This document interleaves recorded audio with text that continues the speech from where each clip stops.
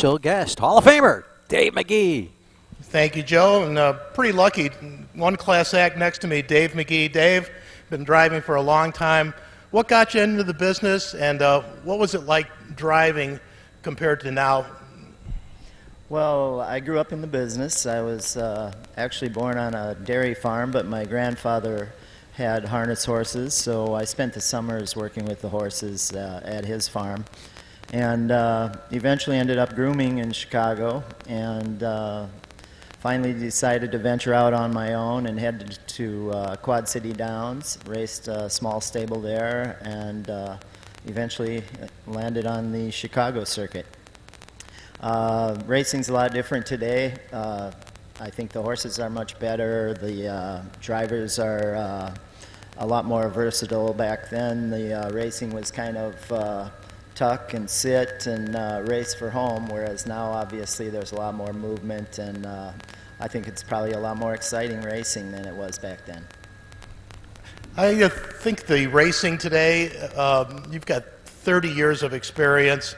You had to have driven some great, great horses. Some of your memories, Mighty Model obviously is going to be one of them. Some of your other memories? Well, yeah, Mighty Model was special to me. She was actually born in our backyard in Naperville, and we raised her, and she was just kind of a little pipsqueak of a horse, and I really didn't sit behind her much because I didn't think she had a chance to make it to the races. And Ray Harrison one day said to me, you ought to think about qualifying this horse. I just trained her in 212, and I said, well, let me sit behind her. And I trained her in 2.7 and quickly ordered her papers. I didn't even plan on racing her. And fortunately, her papers showed up the night before a qualifier. I was able to slip her into a qualifier that wasn't full of horses. And the next week was the eliminations for the orange and blue, and I was able to get her in it. She won it, and the following week won the orange and blue in her second lifetime start. So it was pretty special. She was a homebred. It was just awesome, actually. And you know, I've been very fortunate, blessed over the years with the opportunities I've had to drive for such great trainers as Bob McIntosh, and he's given me horses that have taken me around the country and Canada, and you know, raced a great mare called Annie Crombie and won a Breeders' Crown with her, and just a lot of great races. Now, in the glory days of racing in the 80s when I grew up, they have 13,000 here on a Friday night, 20,000 at Sportsman's Park on a Saturday night. Maybe you could tell our younger viewers and even some of the younger people at the races what it was like driving at Sportsman's Park on a Saturday night, maybe American Nationals, with all those people there.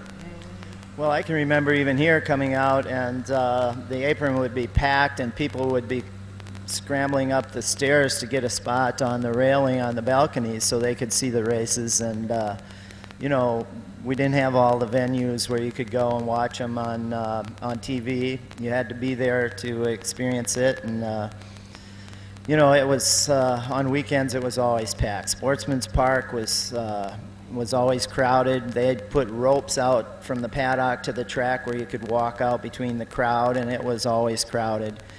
And you know, if you were in the last race, you might sit in the parking lot for a half hour, 45 minutes to get out of there. It was that crowded. So, you know, there was a big interest. There was big crowds. And today they're spread across the state at the different venues for gaming and watching the horses on TV. So it's a lot different. Well, we're sitting on top of legislation in the state of Illinois that could absolutely revive racing. What do you think the future of the state would be racing-wise if we got our legislation passed? Well, obviously I think it would be a big infusion into the business, and it would not only increase the purses immediately, but it would improve the racing long-term, and the breeding farms would hopefully come back, and the whole program would just improve and thrive. So I'm really hopeful and optimistic that something good will come of it, and things will pick up, and we'll be back on track to where we were 20 years ago. That would be fantastic. Again, thank you very much. Class act, Dave Magee. Thank you. Oh, it's my pleasure. Thank you.